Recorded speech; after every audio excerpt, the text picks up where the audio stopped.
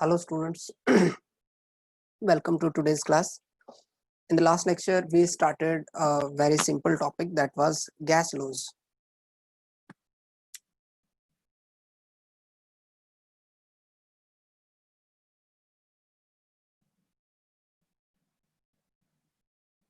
Gas laws, ठीक है। अब गैस लॉज की डेफिनेशन हमने बताई थी कि जो गैसेस होती हैं they follow certain rules that follow certain laws and that laws are collectively called as gas laws, ठीक है। गैस लॉज क्या हुए? These are the laws which are supposed to be followed by gases. हम ऐसा मानते हैं कि gas, अगर कोई चीज गैस है तो वो उन रूल्स रेगुलेशंस को फॉलो करेगी, ठीक है। This is what we expect. अब करेगी या नहीं करेगी दैट्स अ डिफरेंट पॉइंट, ठीक है। तो अभी हम स्टार्टिंग में तो यही मान के चलेंगे कि गैसेस डू फॉलो, ठीक है। इसमें जो सबसे पहला लॉ है वो कौन सा है? That is your Boyle's law. Boyle's law क्या कहता है? वो कहता है that at any constant temperature for a given amount of gas,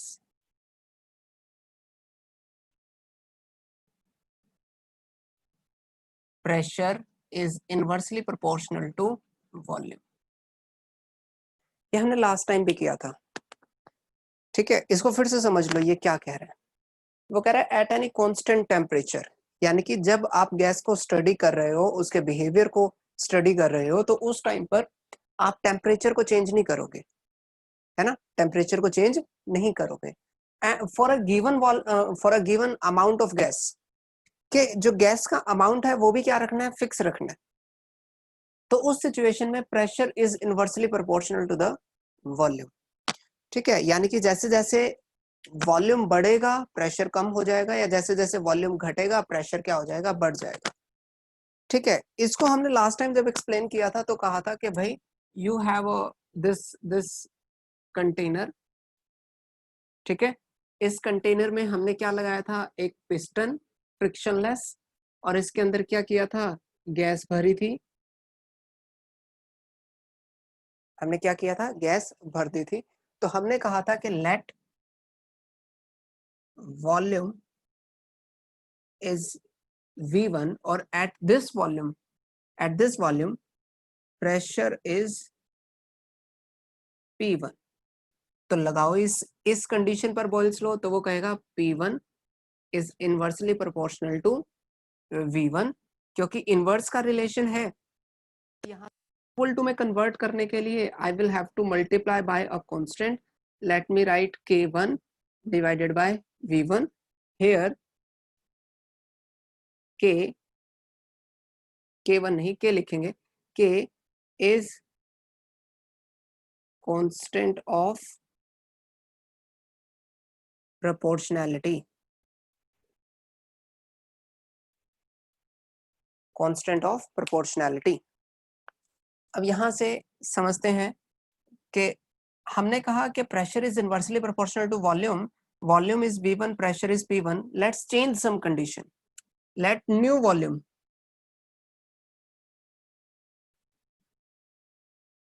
is V2 and new pressure is P2,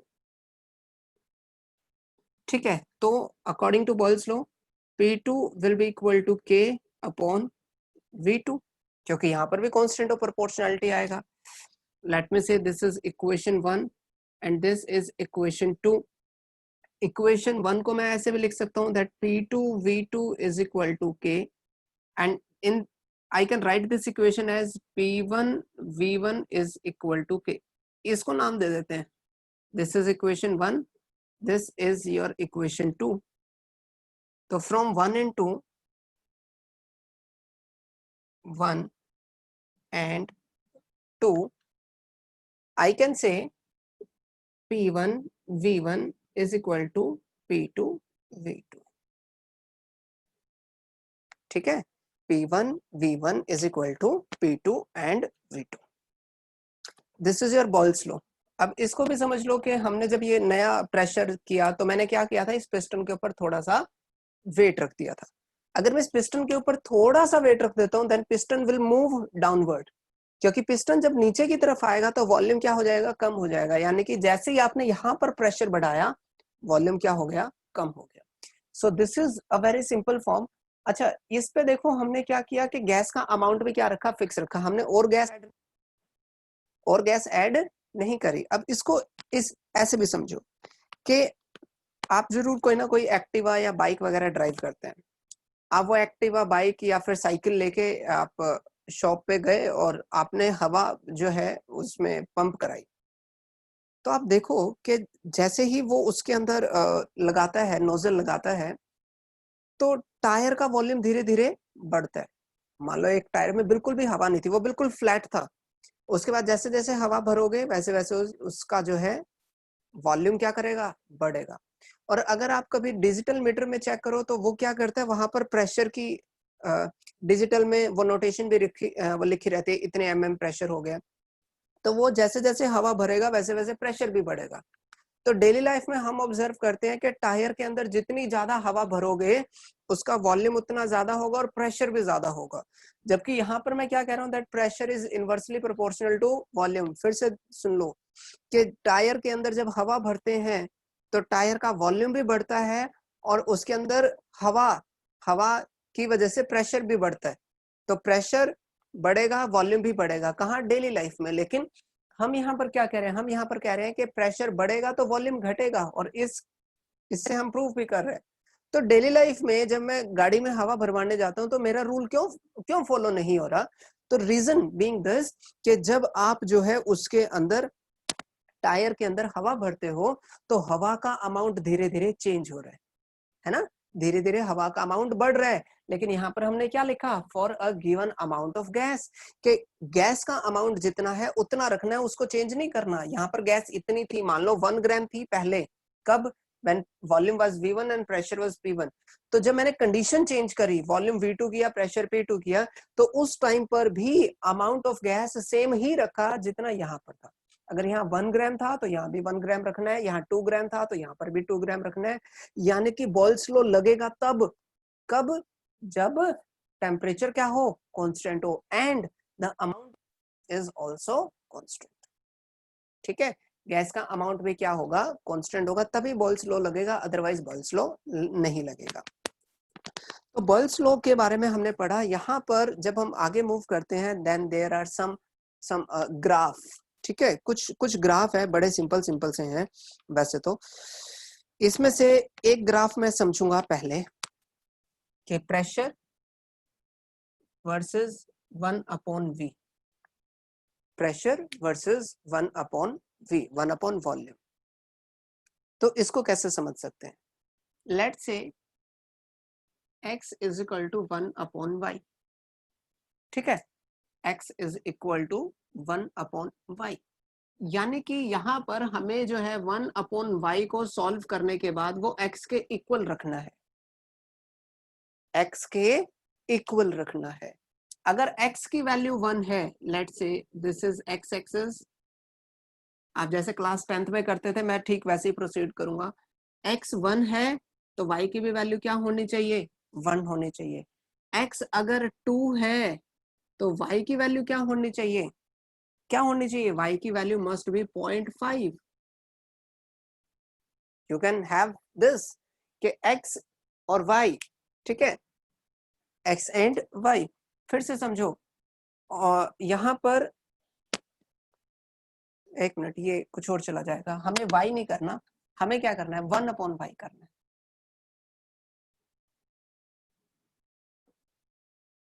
यहाँ पर गड़बड़ है, हमें क्या करना है, 1/y करना है।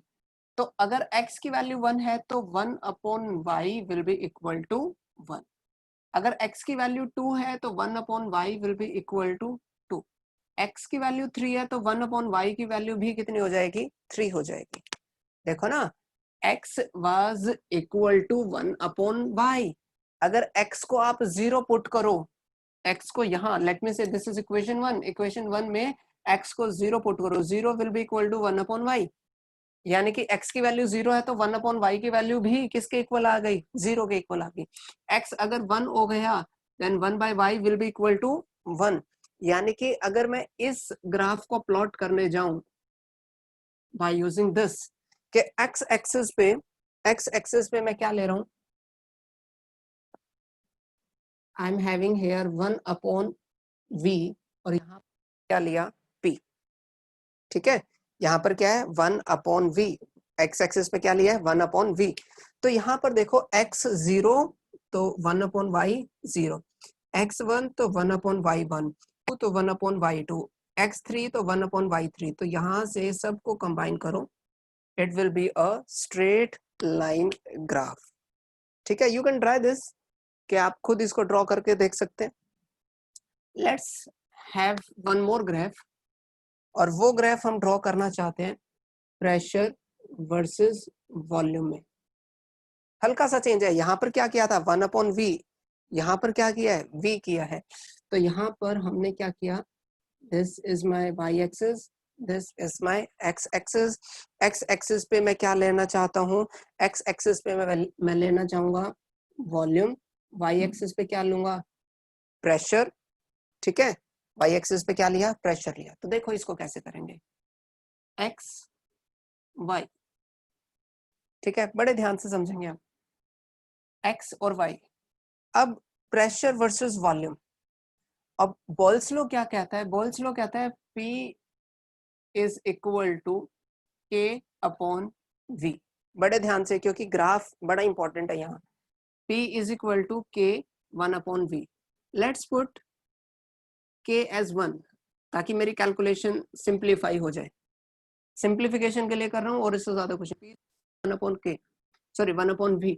तो यहाँ से लेट्स पुट यहाँ पर प्रेशर, यहाँ पर वॉल्यूम, वॉल्यूम की वैल्यू मैंने पुट करी 1, तो वॉल्यूम को यहाँ 1 पुट करोगे तो P की वैल्यू क्या आ जाएगी 1 आ जाएगी, वॉल्यूम को 1 तो प्रेशर भी कितना 1, वॉल्यूम को पुट करो 2 तो प्रेशर की वैल्यू कितनी आ गई 0.5, वॉल्यूम को पुट करो 3 तो प्रेशर की वैल्यू कितनी आ जाएगी 0.33, वॉल्यूम की वैल्यू पुट करो 4 तो प्रेशर की वैल्यू कितनी आ जाएगी 0.25, यानी कि वो कहाँ प्रोसीड करना शुरू कर देगा, जीरो की तरफ जाना शुरू कर देगा, 1.5, 0.3, 0.25, यानी कि धीरे धीरे वो जीरो की तरफ जा रहा है। ठीक है, अब इसी को यहाँ पर प्लॉट करो, जब आप इसी को यहाँ पर प्लॉट करोगे तो वो ग्राफ कैसा आएगा, वो ग्राफ कुछ ऐसा सा आ जाएगा। ठीक है, this is what you will, आप खुद ड्रॉ करके देखेंगे, then you will find out कि हाँ सच में ये ऐसा ही आएगा। ठीक है, उससे पहले तो थोड़ी सी गड़बड़ कर वो जो है कर सकते हैं आप, सो इट्स बेटर कि आप ग्राफ को खुद ड्रॉ करके देखें। इसमें let's move on to one more graph. ठीक है, वन मोर ग्राफ की तरफ हम जा रहे हैं, और वो ग्राफ क्या है देखें, हम ड्रॉ करना चाहते हैं pressure versus PV, pressure versus PV. अब ये ग्राफ है सबसे इजी है, क्यों, देखो बोल्स लॉ क्या कहता है, बोल्स लॉ कहता है P is equal to K divide by V according to Boyle's law, then PV will be equal to K. K is the constant of proportionality. यानी कि आप यहाँ पर प्रेशर की वैल्यू कुछ भी पुट करो, it will always be equal to K। Pressure की वैल्यू 1 पुट करोगे तो भी K, प्रेशर की वैल्यू 2 पुट करोगे तो भी K, ये भी K। अब कहोगे सर कैसे हो सकता है ये, आंसर सुनो, कि बोल्स लॉ ये तो कह रहा है कि अगर आप प्रेशर चेंज करोगे, अगर प्रेशर चेंज करोगे तो वॉल्यूम, वॉल्यूम क्या हो जाएगा, कम हो जाएगा, वॉल्यूम भी चेंज हो जाएगा, इनवर्स में चेंज हो जाएगा। ठीक है, तो यानी कि अगर आप प्रेशर को चेंज करते हो तो अकॉर्डिंगली वॉल्यूम भी चेंज करेगा, और प्रेशर और वॉल्यूम दोनों के चेंज को मल्टीप्लाई करोगे then it will always be equal to K. अगर अब भी बात नहीं समझ आ रही है, लेट्स ट्राई दिस, कि एक तरफ मैंने क्या किया P is equal to K over V, इसी को सॉल्व करेंगे, let's put P is equal to 1, ध्यान से समझना, P इज इक्वल टू 1। ठीक है, तो हमें पता है PV will be always equal to K, ऐसे भी सॉल्व कर सकते हैं, पी इज इक्वल टू 1 और वी की भी वैल्यू क्या पुट करूँ, तो P1 V1 दोनों को मल्टीप्लाई करोगे तो PV की वैल्यू क्या आ जाएगी, के आ जाएगी, है ना। कौन सी इक्वेशन से आई है ये, late me say this is equation number 3। बड़ा इंपॉर्टेंट ग्राफ है, हम इसको छोड़ नहीं सकते। अगर मैंने प्रेशर चेंज किया तो वॉल्यूम भी क्या करेगा, चेंज करेगा। तो P1 किया, V भी कितना किया, 1 किया, तो दोनों को मल्टीप्लाई किया, it will be equal to K. Let's put P is equal to 2। P अगर 2 है तो वॉल्यूम की वैल्यू क्या आ जाएगी, 1/2।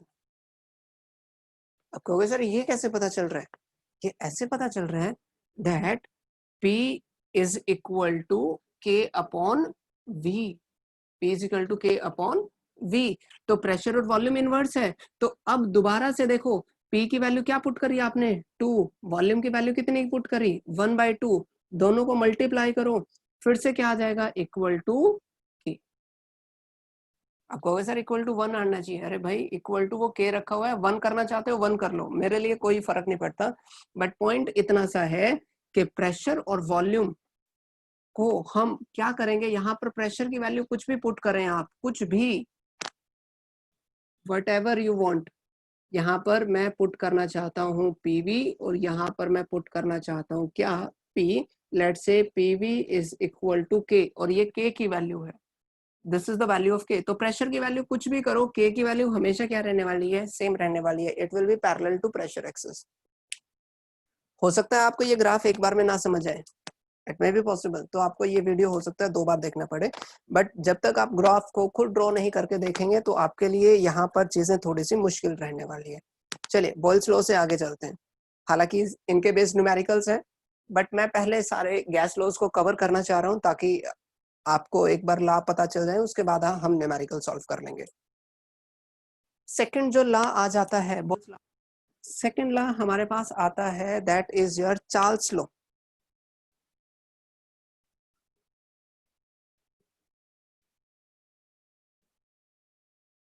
चार्ल्स लॉ, ठीक है। चार्ल्स लॉ क्या कहता है, चार्ल्स लॉ कहता है कि अगर मान लो आप क्या कर दो, प्रेशर को कांस्टेंट कर दो, ठीक है, at constant pressure for a given amount of gas, volume is directly proportional to temperature। Volume is directly proportional to temperature. इसको कैसे समझ सकता हूं मैं, आपके पास एक गैस है, ठीक है, लेट से वो जो गैस है वो इस कंटेनर के अंदर है, इस कंटेनर का volume is V, temperature is T, कि जब टेम्परेचर T है तो वो गैस इस वॉल्यूम में फैली हुई है। आपको क्या करना है, टेम्परेचर बढ़ाना है। अगर टेम्परेचर बढ़ेगा, ध्यान से सुनना मेरी बात, अगर टेम्परेचर बढ़ेगा तो गैसेस की काइनेटिक एनर्जी बढ़ेगी, गैसेस क्या हो जाएंगी, गर्म हो जाएंगी, काइनेटिक एनर्जी भी छोड़ दो, गैसेस क्या होंगी, गर्म हो जाएंगी। अगर गैस गर्म हो गई, अगर गैस गर्म हो गई तो क्या होगा, तो वो फैलेंगी।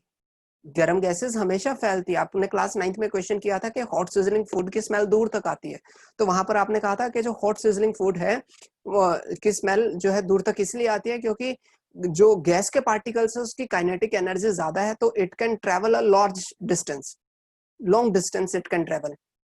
तो जब वो लॉन्ग डिस्टेंस ट्रेवल करने जाएगी तो इसका मतलब हुआ कि उसका वॉल्यूम बढ़ जाएगा, ठीक है। मतलब जो चीज यहाँ पर इतने से वॉल्यूम है, जब आप उसको गर्म करोगे तो वो और ज्यादा फैलने की कोशिश करेगी, जब और ज्यादा फैलने की कोशिश करेगी तो हो जाएगा, बढ़ जाएगा। आपको अब भी नहीं समझ आ रहा होगा, I give you a very simple example. शायद आपने कभी देखा हो कि गैस सिलेंडर फट जाता है।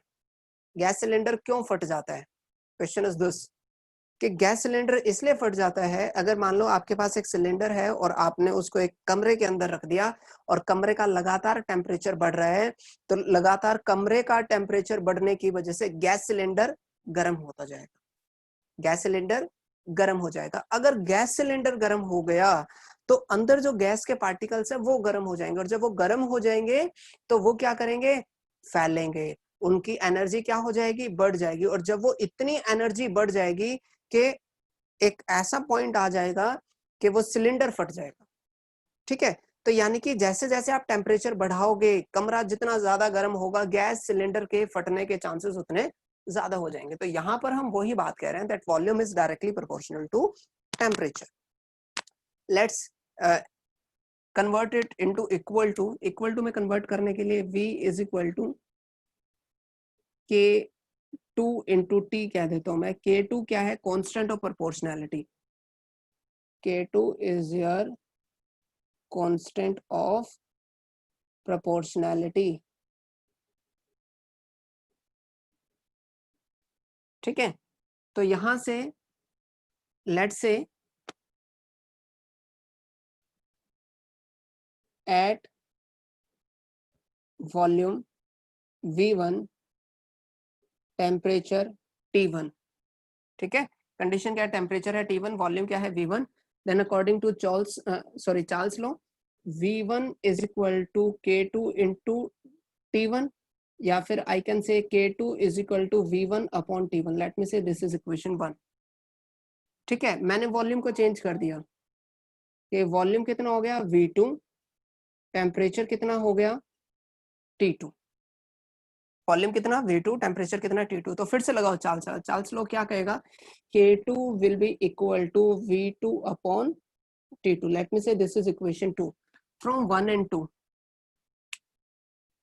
From equation 1 and equation 2।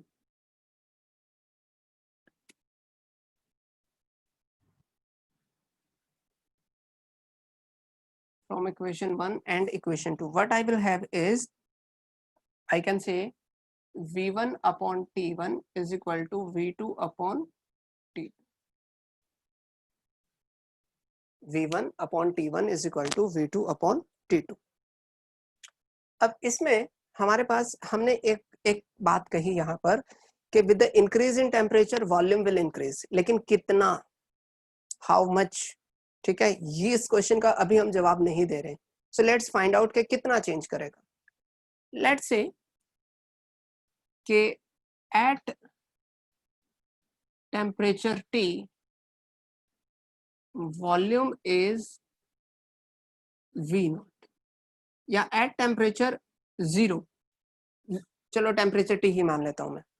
At temperature T volume is V0, के वॉल्यूम कितना आ गया, वो आ गया हमारे पास V0। वो वैल्यू कुछ भी हो सकती है। अब सीधी सी बात है, अगर टेम्परेचर को मैं चेंज करता हूं तो वॉल्यूम क्या करेगा, चेंज करेगा। Let at temperature T2 volume is V1। ठीक है, बड़े ध्यान से समझना यहाँ। तो ये जो वॉल्यूम होगा, ये जो वॉल्यूम होगा, ये इससे थोड़ा सा प्लस होगा, है ना। मान लेते हैं पहले ये कंटेनर था, इस कंटेनर का वॉल्यूम था 5 लीटर का एट T डिग्री सेल्सियस। ठीक है, T डिग्री सेल्सियस पे 5 लीटर था, लेकिन आपने क्या किया, इस T में 10 डिग्री सेल्सियस और बढ़ा दिया। यानी कि अगर पहले 25 था तो अब आपने कितना कर दिया, 35 डिग्री सेल्सियस, यानी कि उसका टेम्परेचर बढ़ा दिया। तो टेम्परेचर बढ़ेगा तो उसका वॉल्यूम 5 लीटर से तो ज्यादा होगा। सीधी सीधी सी बात है, क्योंकि गैसेस क्या करेंगे, एक्सपेंड करेगी। कि अगर टेम्परेचर T पे वो 5 लीटर में आ सकती थी, अब 10 डिग्री सेल्सियस और बढ़ा दिया तो 5 लीटर से तो ज्यादा हो जाएगा। यानी कि this new volume V1 will be some value V0, जो 5 लीटर है उसमें क्या होगा, कुछ ना कुछ प्लस हो जाएगा, उसमें कुछ ना कुछ वैल्यू बढ़ जाएगी। और कितनी बढ़ जाएगी, वो बढ़ जाएगी V0 divide by T divided by 273। हालांकि ये 273.15 होता है यहाँ, मैं बड़े ध्यान से बता रहा हूँ, बट कैलकुलेशन इजी करने के चक्कर में हम 273 यहाँ पर कर लेते हैं। तो फिर से समझ लो कि at temperature T volume was 5 litre. तो अगर आप टेम्परेचर को चेंज करते हो, जो नया वॉल्यूम आएगा 5 लीटर से ज्यादा आएगा। तो मैं भी यहाँ पर ये कह रहा हूँ कि इनिशियल वॉल्यूम कितना है वी नॉट, अगर आप टेम्परेचर चेंज करते हो तो इस वी नॉट में कुछ प्लस हो जाएगा और क्या हो जाएगा वी नॉट का T divided by 273 times.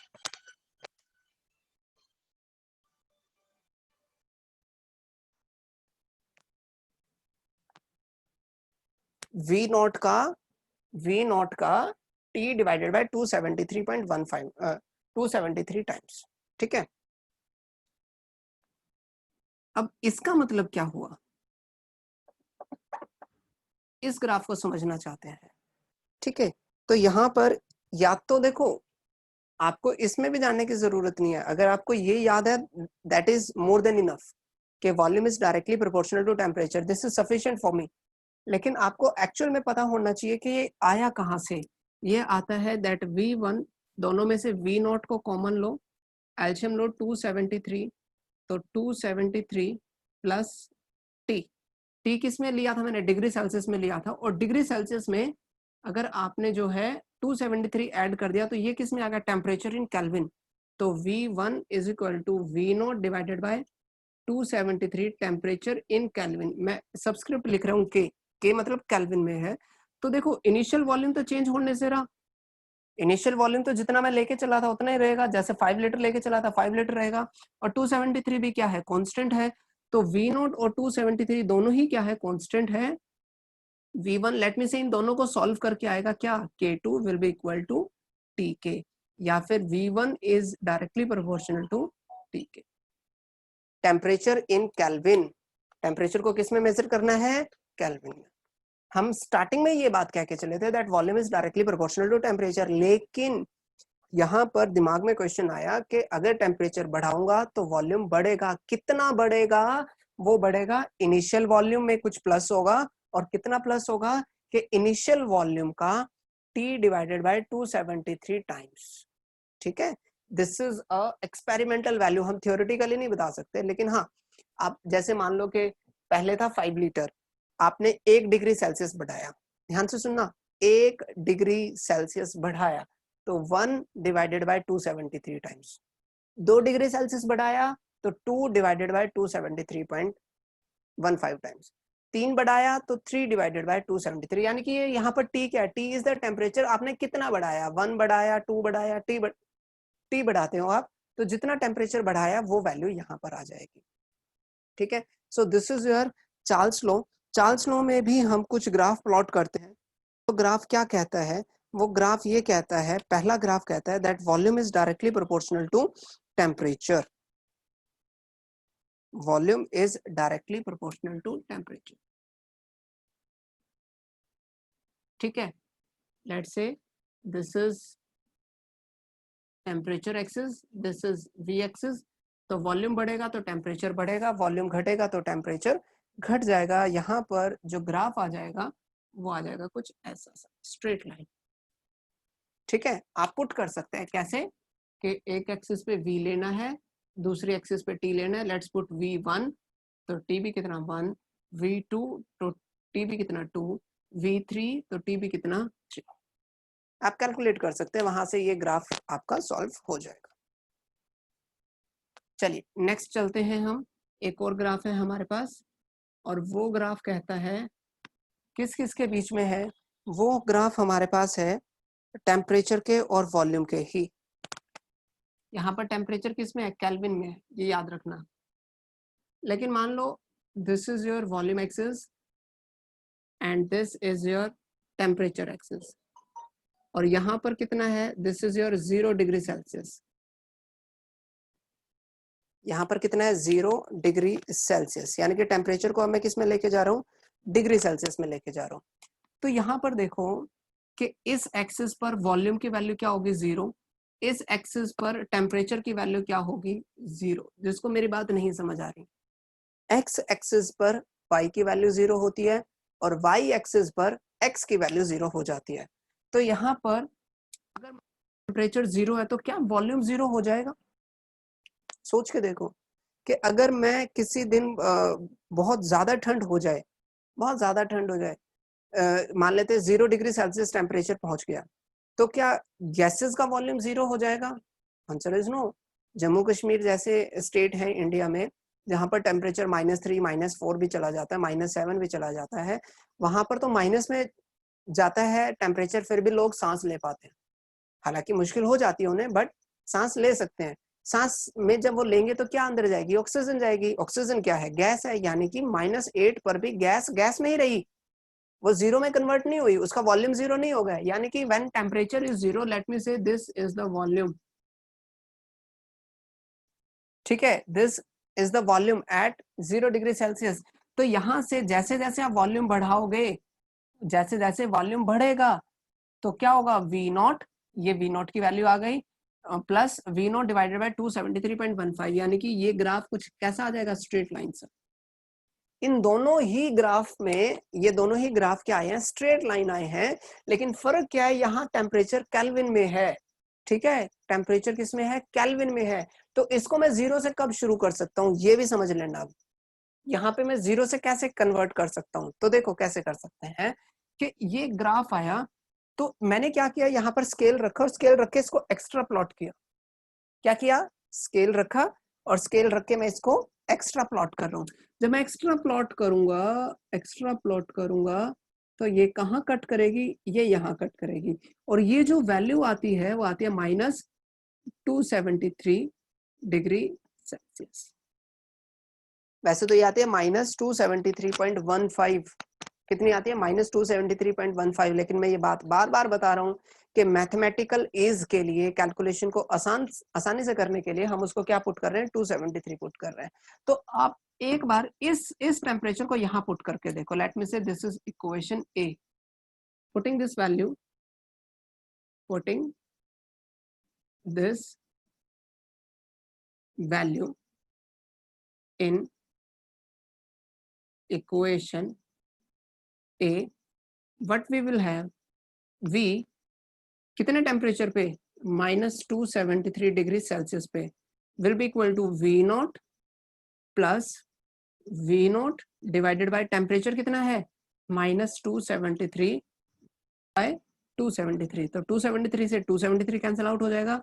V naught plus V naught into -1 या V naught minus V naught will be equal to 0, यानी कि volume at -273 degree Celsius, volume at -273 degree Celsius will be equal to 0।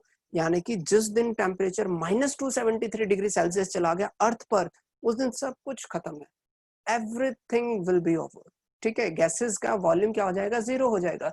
इसीलिए इसको हम लोग क्या बोलते हैं? Absolute temperature. एब्सोल्यूट टेम्परेचर, ये टेम्परेचर क्या होता है? This is the temperature at which gases are supposed to have zero volume, कि उसका वॉल्यूम कितना हो जाएगा? 0। यहाँ पर एक और क्वेश्चन पूछ लिया जाता है कि सबसे छोटा टेम्परेचर कौन सा पॉसिबल है? वो है -273। इससे इससे लोअर टेम्परेचर क्यों नहीं हो सकता? क्योंकि अगर टेम्परेचर इससे लो चला गया तो वॉल्यूम नेगेटिव हो जाएगा, जिसका कोई मतलब नहीं बनता। क्योंकि वॉल्यूम क्या होता है? Space occupied thing. और क्या हो सकता है कि किसी का वॉल्यूम जीरो होने का मतलब वो चीज है ही नहीं, लेकिन माइनस होना वो बेतुका है कि कोई चीज है भी नहीं और फिर भी उसका वॉल्यूम माइनस में। That is not a practical thing. तो सबसे कम टेम्परेचर कितना पॉसिबल है? वो है -273 केल्विन। वो कितना है? -273 केल्विन। चलिए, इसी को हम एब्सोल्यूट जीरो भी कह रहे हैं। और यहीं से हमने एक और फॉर्मूला डिराइव कर लिया, क्या? V1/T1 is equal to V2/T2। तो हम दो लॉज पढ़ चुके हैं। एक और लॉ मैं बता देता हूं आपको, बड़ा सिंपल सा है, और वो लॉ आप पहले भी पढ़ चुके हैं। That law is called Avogadro's law.